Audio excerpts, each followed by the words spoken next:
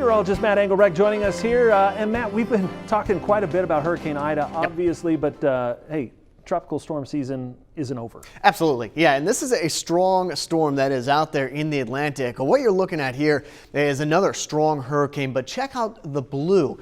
That's where sea heights are expected to be 5 feet or greater, extending all the way from Florida all the way back up along the northeast coastline.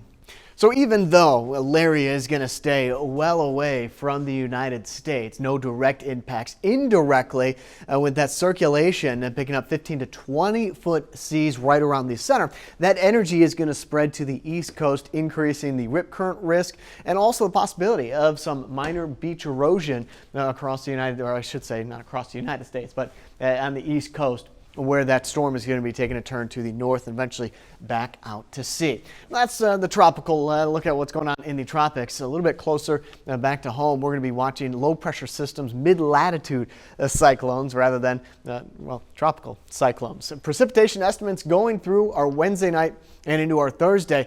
And got a system back up here into Canada that's going to bring the rain back across to the east coast.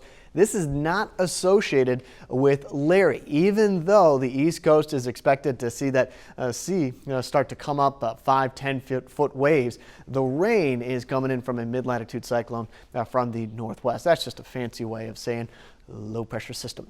Bigger story, still dry. 2/3 of the United States, even though we have that energy up through Canada, bringing down some rain through the Midwest.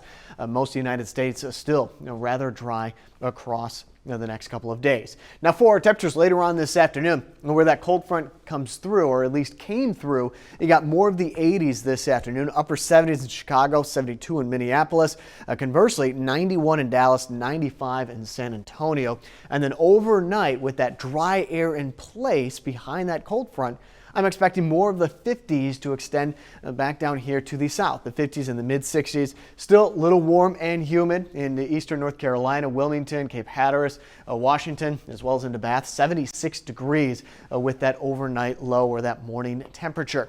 As for the afternoon coming up tomorrow, you got more of the 80s extending back to the north. And as we talked about a little bit ago, the heat will continue to build in from the west to the east as we go into the weekend. In fact, looking up tomorrow afternoon, you got 73 in Chicago, 77 in St. Louis, 86 in Tulsa.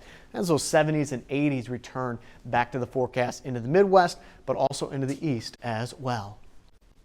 Imlay, Nevada, haze with heat, otherwise dry, high of 99 degrees, low of 60.